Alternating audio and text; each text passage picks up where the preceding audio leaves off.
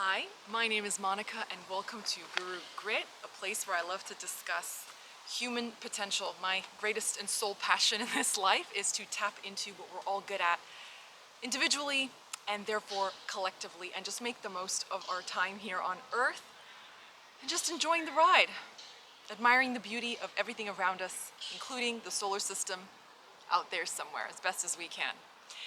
So, if you'd like to learn more about what I do, you can find me on TikTok, my articles on medium.com, email me, message me on Instagram. I try to get to every single message that I possibly can.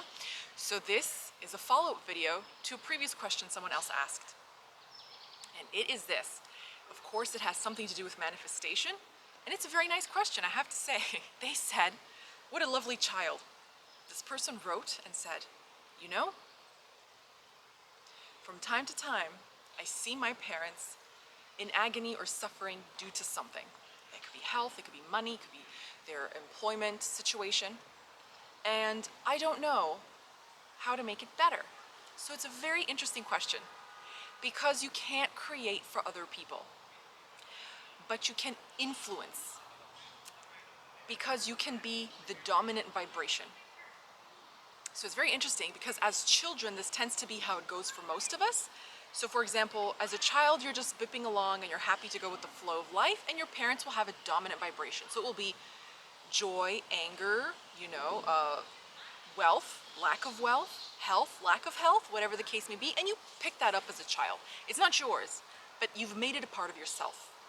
Now you can do this the other way around. Now that you're grown, you could say, I see my parents struggling with whatever, and the person is so perceptive, they said, but is it not the case if I see them a specific way, they have to conform? That's true. In your presence, they must conform to the way that you see them. So here's what I suggest. If there's someone in your world that's hurting right now, and you would like for them to feel better, you can just go home at night and visualize them in a happy state. They come home from work, they're happy.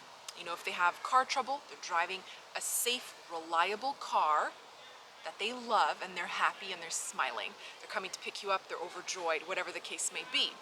So that's the whole point. You see goodness for them. Never use this. Not if you're watching this, I know you have no desire to use this for the opposite.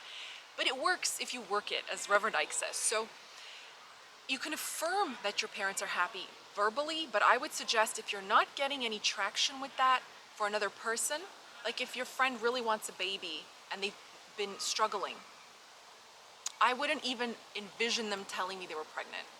I would envision them 8 months pregnant and the dad holding the newborn already. So they've got a toddler, they've got another one on the way, maybe it's their third one, maybe it's the fourth one. I would just go way off into the future, that it's a set, sure thing, and they're happy, they're smiling, they're beaming, everyone's healthy, everybody's radiant and pink-cheeked and broad smiles, everything's good. So that's how I would do it.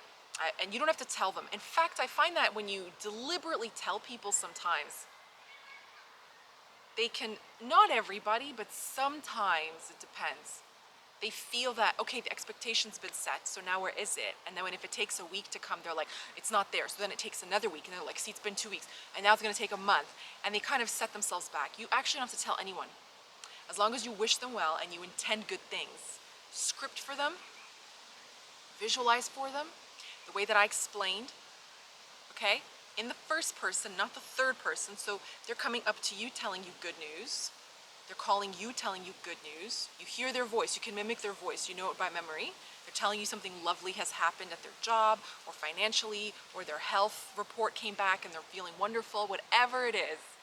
You do that for them and then just watch it come in. Words are wonderful. I think if you can master words, if you can master language, I believe you can master life. That's what I feel. But we're not taught this, just as we're not taught anything truly useful in school, such as emotional fitness or, social skills, etc.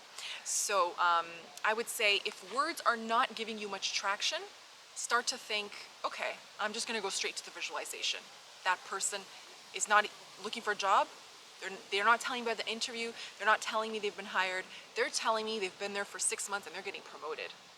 There's just been a leap They've made a quantum leap from not having to having. So try visualizing that for other people using your power of influence. That way, the next time they get in touch with you or when they're in your surroundings, they have no choice but to conform to that vision. So I hope that makes sense. It doesn't violate free will because we're all free. And truthfully, if someone is, as a friend, calling you upset about money, it is their will to have more money. You simply will for them what they already will for themselves. Just how misery attracts company, miserable people evoke more misery from those around them, and then they all become miserable together. So happy seeking, joy seeking missiles, like people who are just really optimistic and really happy, they will gravitate towards each other and rise together as well. So I hope this helps. Thank you for such a lovely, kind-hearted, and insightful question.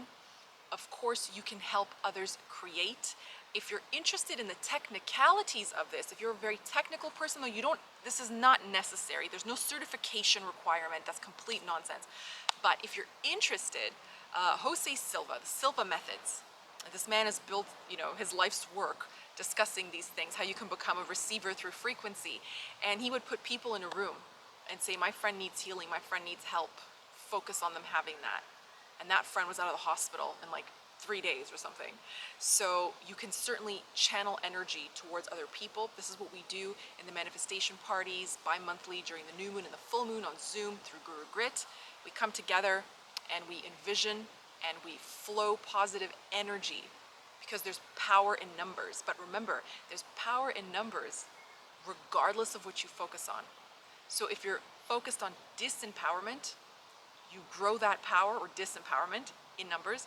If you're focused on empowerment, then you grow power in numbers. Focus on wealth, more money. You focus on lack of wealth, less money. So this is why you should be very, very careful, not negatively, but just be mindful of who you tell what it is that you desire, because they will flow either, they'll flow more momentum to it or they'll chip some of it away.